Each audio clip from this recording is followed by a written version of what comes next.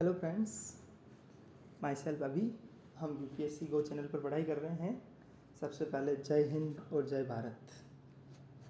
हम daily ancient history के 10 से 15 क्वेश्चन, डेली 15 से 20 क्वेश्चन कर रहे हैं।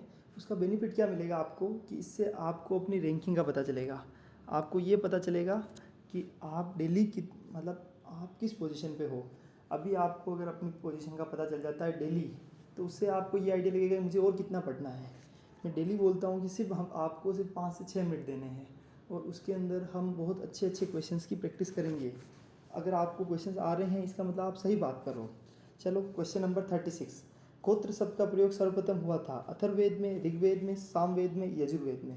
अब गोत्र शब्द का सर्वप्रथम प्रयोग कहाँ पे हुआ था? 36 का क्वेश्चन का आंसर है बी, ऋग्वेद के अंदर। जो ऋग्वेद के अंदर सबसे पहले गोत्र शब्द का प्रयोग हुआ था।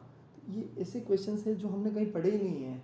ये आपको वो क्वेश्चन बता रहा हूँ मैं। आप जनरल एक बार बुक पढ़ोगे तो आपको आइडिया नहीं लगेगा, कि आपको ये क्वेश्चन पता ही नहीं चलेगा अच्छा यहाँ से क्वेश्चन बन सकता है। बट जब आप क्वेश्चंस देखोगे तब पता चलेगा अच्छा हमें इस तरह पढ़ना है। Question number 37। प्राचीन भारत में निशाका से जानते थे स्वर्ण आभूषण, खाए, तांबे के सिक्के, चांदी के सिक्के। ठीक है, तो 37 का आंसर तो आराम से बता सकते हो, ए, स्वर्ण आभूषण, निशाका। ऋग्वेदिक काल में निशाका एक स्वर्ण आभूषण था। और जैसे जैसे अपने उत्तरवर्ती काल बोलते हैं अपन, लेटर वैदिक पीरियड, उसके अंदर निश और शतमान ये दोनों सिक्के थे। जो सिक्कों का नाम था वो निश और शतमान था उत्तर वैदिक काल में। लेकिन शुरुआत में जो ऋग्वेदिक काल है उसमें निशाका का मतलब स्वर्ण आभूषण था। निशाका का मतलब, निम्न में से कौन सा कथन सही नहीं है? ऋग्वेदिक काल में वर्ण प्रतीक थे। ऋग्वेदिक काल में छुआछूत आम थी। ऋग्वेदिक काल में अंतवर्ण विवाह शून्य थे। ऋग्वेदिक काल में वर्णों में पारस्परिक खान पान की छूट थी। तो 38 का आंसर है बी। ऋग्वेदिक काल में छुआछूत आम थी, ये बिल्कुल गलत है, क्योंकि उस टाइम तो छुआछूत थी नहीं। उस टाइम पे वर्ण व्यवस्था की जगह जन्म व्यवस्था के आधार पर नहीं थी वर्ण व्यवस्था, जबकि कर्म के आधार पर थी। और उस टाइम पे 4 वर्ण भी नहीं थे, सिर्फ क्या कर्म के आधारित थे, इसलिए छुआछूत व्यवस्था थी नहीं उस टाइम पे। जबकि वर्ण पैतृक थे, बिल्कुल सही है। ऋग्वेदिक काल में अंतर्वर्ण विवाह शून्य थे। अंतवर्ण विवाह शून्य थे, ठीक है। अंतर्वर्ण यानी एक वर्ण से दूसरे वर्ण के अंदर के विवाह शून्य थे। दूसरे में भी हो सकते थे, बिल्कुल हो सकते थे। ऋग्वेदिक काल में वर्णों में पारस्परिक खान पान की छूट थी, बिल्कुल छूट थी। गायत्री मंत्र की रचना किसने की थी? Question number 39। वशिष्ठ ने, विश्वामित्र ने, इंद्र ने, परीक्षित ने। क्वेश्चन नंबर 39 का आंसर है बी, विश्वामित्र ने गायत्री मंत्र की रचना की थी। ये बेसिक क्वेश्चंस आपको आने चाहिए, तभी अपने को पता चलेगा। ये उत्तर प्रदेश पीसीएस का क्वेश्चन, उत्तराखंड पीसीएस का क्वेश्चन है। उसके बाद क्वेश्चन नंबर 40।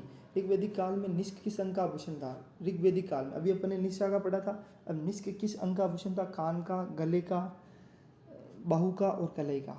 तो अभी अपन ने क्या पढ़ा था? निशा का एक स्वर्ण आभूषण था ऋग्वेदिक पीरियड में। और ये किसका, जो निष्क नाम का, जो ये किस अंग का आभूषण था? तो ये गले का, गले के अंदर निष्क को पहना जाता था। Question number 41। उत्तर वैदिक काल में निम्न में से किनको आर्य संस्कृति का दूर समझा जाता था? अंग मगध को, कौशल विदेह को, कुरु पंचाल को, मत्स्य सूरसेन को। तो इसका सही आंसर है, क्वेश्चन नंबर 41 का सही आंसर है सी, कुरु पंचाल। कुरु वंश है, और कुरु जो साम्राज्य था और पंचाल साम्राज्य था उत्तर वैदिक काल में, इनको आर्य संस्कृति का दूर समझा जाता था। क्योंकि इनका ही सबसे ज़्यादा राज था। अपन ने महाभारत देखी होगी, तो वहाँ पे कुरु सम्राट धृतराष्ट्र, तो कुरु वंश सबसे शक्तिशाली वंश, हस्तिनापुर, पंचाल, जो पंचाल की राजकुमारी थी पांचाली, द्रौपदी। Question number 42। श्रीमद् भागवत गीता मौलिक रूप से किस भाषा में लिखी गई थी? संस्कृत, उर्दू, पाली, हिंदी। श्रीमद् जो भागवत गीता है मौलिक रूप से किस भाषा में लिखी गई है? तो 42 का आंसर है ए, संस्कृत। क्योंकि संस्कृत के अंदर ही लिखे जाते थे। वहाँ उस समय जो विद्वान थे वो संस्कृत को ज़्यादा मान्य करते थे। Question number 43। हिंदू पौराणिक कथा के अनुसार समुद्र मंथन हेतु किस सर्प ने रस्सी के रूप में स्वयं को प्रस्तुत किया? कालिया, वासुकी, पुष्कर, शेषनाग। समुद्र मंथन के लिए किस नाग का प्रयोग किया गया था? तो वासुकी नाग का प्रयोग किया गया था रस्सी के रूप में। Question number 44। जीविकापार्जन हेतु वेद वेदांग पढ़ाने वाला अध्यापक कहलाता है?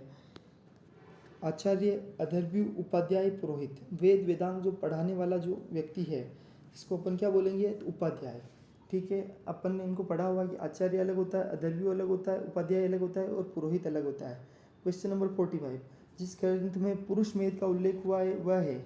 ऐत्रेय, षड्विंश, शतपथ ब्राह्मण और पंचविंश ब्राह्मण। तो क्वेश्चन नंबर 45 का आंसर है सी, शतपथ ब्राह्मण के अंदर पुरुष मेद का उल्लेख हुआ है। अब आप सोचिए इतने मतलब कंसिस्टेंट क्वेश्चन है, आप एक बार पढ़िए, आपको ये ध्यान पड़ेगा अच्छा पुरुष मेद। अब अगर कहीं पे भी अपन हिस्ट्री के क्वेश्चंस पढ़ते हैं, वहाँ कहीं क्वेश्चन आ जाता है पुरुष मेद जो का उल्लेख कहाँ हुआ है, तो शतपथ ब्राह्मण, तो ये तुरंत हो जाएगा। वेद वेदांत पढ़ाने वाला अध्यापक कौन था, तो उपाध्याय।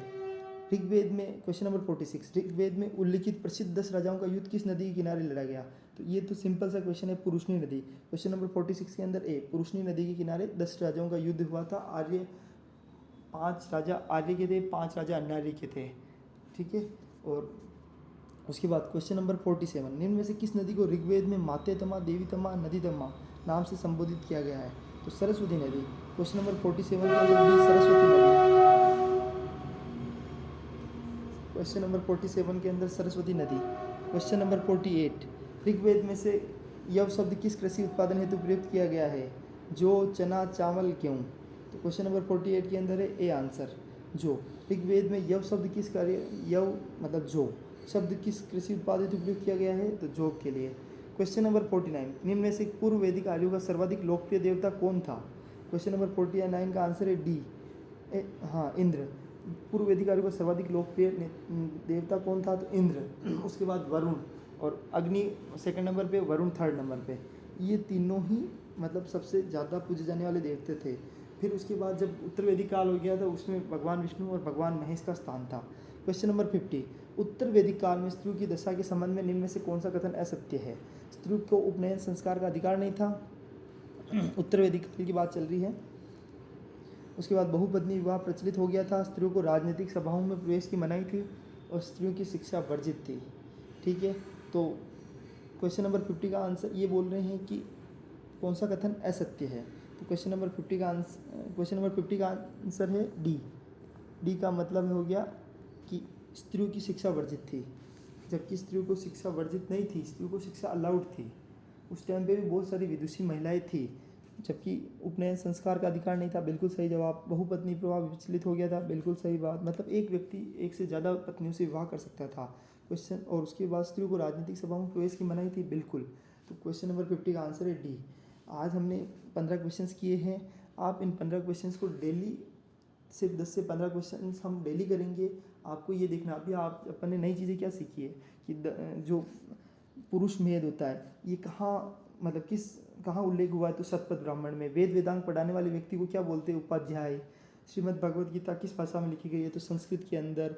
आर्य संस्कृति का धूर किसको समझा गया, तो कुरु पंचाल को। ऋग्वैदिक काल में निष्क किस अंग का आभूषण था, तो गले का। गायत्री मंत्र की रचना किसने की, तो विश्वामित्र ने। उसके अलावा निशाखा, जो प्राचीन भारत में निशाखा थी ऋग्वैदिक पीरियड में, उसका मतलब स्वर्ण आभूषण था। उसके उत्तरवर्ती के मतलब काल जो लेटर वैदिक पीरियड में निष्का मतलब एक सिक्का था। गोत्र शब्द का प्रयोग सर्वप्रथम कहाँ हुआ था, तो ऋग्वेद के अंदर। इस तरह और सबसे ज़्यादा प्रिय लोकप्रिय देवता कौन थे, तो इंद्र। यव शब्द किस कृषि उत्पाद के लिए, तो जौ के लिए ऋग्वेद के अंदर यूज किया गया। माते तमा, देवी तमा, नदी तमा कौन सी नदी थी, तो सरस्वती नदी। 10 राजाओं का युद्ध किस नदी के किनारे किया गया, तो पुरुषनी नदी किनारे। ये सारी चीज़ें हमने आज पढ़ी है। अब आप सोचिए, सिर्फ बहुत ही इजी वे से मैंने ये सारी चीज़ें। समुद्र मंथन के लिए किस नाग का उपयोग किया गया था, तो वासुकी नाग का। तो ये सारे क्वेश्चंस हमने बहुत ही जल्द समय में मतलब सोल्व कर लिए हैं। अब इनको अगर डेली प्रैक्टिस करेंगे तो अपने को क्या एहसास होगा कि हम अपने आप को उस जगह देखेंगे कि थोड़े टाइम बाद अपने को एहसास हो जाएगा कि अपनी रैंकिंग क्या है। इसके लिए बहुत बहुत thank you so much. Please channel को सब्सक्राइब करें, शेयर करें और कमेंट करें। और आपसे जय हिंद और जय भारत।